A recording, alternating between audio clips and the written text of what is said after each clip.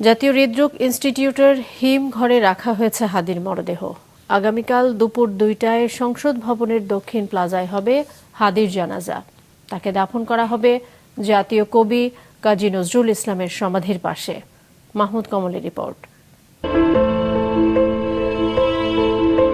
এক শুক্রবার থেকে আরেক শুক্রবার বুলেটের আঘাতে এ সময়টায় যে আঁধার নেমে এসেছিল তার কাটেনি ইনকিলাব মঞ্চের মুখপাত্র জুলাই যোদ্ধা ওসমান হাদির। সিঙ্গাপুর থেকে সন্ধ্যায় দেশে ফিরলেন বীরের বেশে, জাতীয় পতাকা জড়িয়ে। তবে দেহটা তার কফিনে মোড়ানো।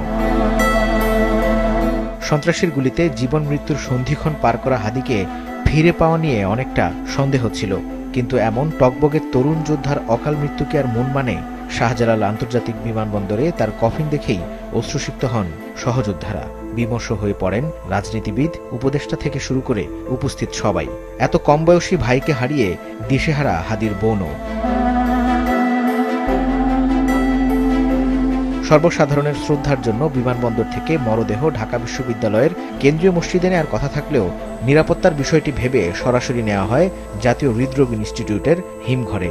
সেখানে তাকে দেখতে জড়ো হন হাদির ভক্তরা। হাদি ভাইকে মেরে কি আপনি কি হাদিবের উদ্দেশ্য শেষ করতে পারবেন? কখনোই পারবেন না। আপনি এক হাদিকে মেরেছেন, লক্ষ হাদি বাংলার ঘরে ঘরে জন্ম নেবে ইনশাল্লাহ। হাদির যে চিন্তা ভাবনাকে তোমরা আলাদা করতে পারো না, লক্ষ হাদিও আমাদের এখানে আস্তে আস্তে তৈরি হবে।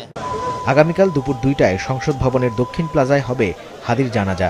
দাফন করা হবে তার প্রিয় জাতীয় কবি কাজী নজরুল ইসলামের সমাধির পাশে। আগামীকালকে জানাজার নামাজের পরে তাকে আমাদের জাতীয় কবি নজরুল ইসলামের কবরের পাশে তাকে শায়িত করা হবে এবং তখন আবার তাকে সেন্ট্রাল মসজিদের সামনে হয়তোবা আরেকটা জানাজার নামাজের আয়োজন করা হতে পারে। হাদির সাহস আর হার না মানার মানসিকতার প্রতি শ্রদ্ধা জানিয়ে কেউ যেন অপ্রীতিকর পরিস্থিতি তৈরি না করেন সে আহ্বান জানিয়েছেন তার সহযোদ্ধারা। মাহমুদ কমল, মাছরাঙা সংবাদ, ঢাকা।